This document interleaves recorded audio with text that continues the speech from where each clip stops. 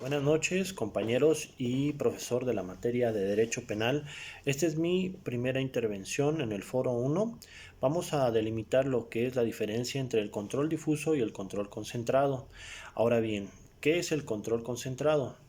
Muy bien, para entrar en el tema, los tribunales colegiados de circuito han considerado que tratándose del control concentrado que reside en los órganos del Poder Judicial de la Federación con las vías directas de control, acciones de inconstitucionalidad, controversias constitucionales y amparo directo e indirecto, la pretensión elevada ante sus juzgadores es eminentemente constitucional, pues la finalidad de dichos procedimientos estriba en dilucidar si conforme al planteamiento jurídico que le es propuesto, la actuación de la autoridad o el contenido de un precepto se ajusta o no con las disposiciones que consagra la Carta Magna, en aras de la preservación del principio de supremacía constitucional.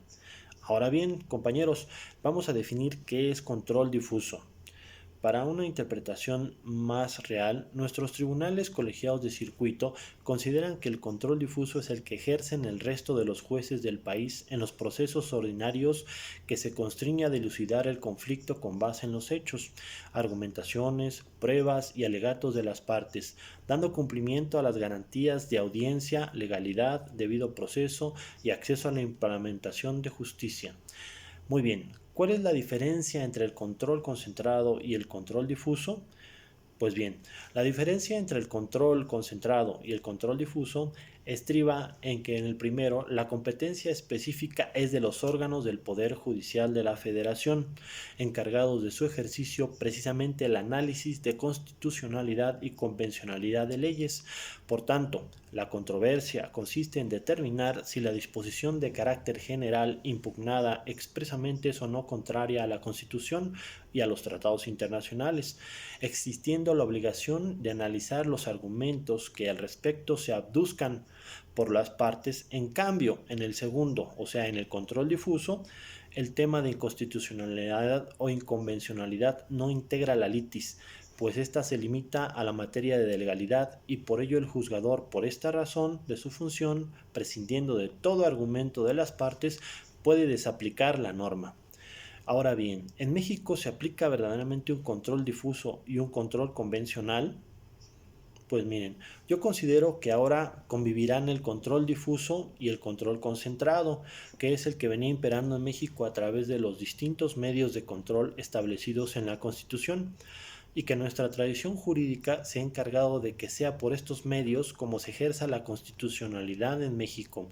Además, que dicho control difuso pueda ser ejercido de manera oficiosa, sin necesidad de que las partes en un conflicto tengan que pedir a que el juez realice un estudio de la norma que se considera inconstitucional o inconvencional. Muy bien, por tanto, los jueces ya pueden abstenerse de aplicar una norma que pueda ser inconstitucional o inconvencional, de acuerdo a la apreciación que haga el juez, pero ello no quiere decir que resuelto por él sea definitivo, porque aquí será el Poder Judicial Federal el que tenga la última palabra en materia de constitucionalidad o convencionalidad para que una norma no se aplique en el ordenamiento jurídico mexicano. Hemos visto que es el control difuso y también que es un control que en México nunca se ha aplicado, pero a pesar de esto, ahora se autoriza su aplicación. Pues bien, la cuestión es que si podrá ser viable el dicho control en este país. Una de las razones críticas que considero es que se ha tenido la cultura de que entender las leyes hay que aplicarlas al pie de la letra. Así lo conciben la mayor parte de los profesionistas en el área. Esa ha sido nuestra cultura e incluso por estudiantes de todo el tiempo y será difícil su aplicación en el constitucionalismo mexicano.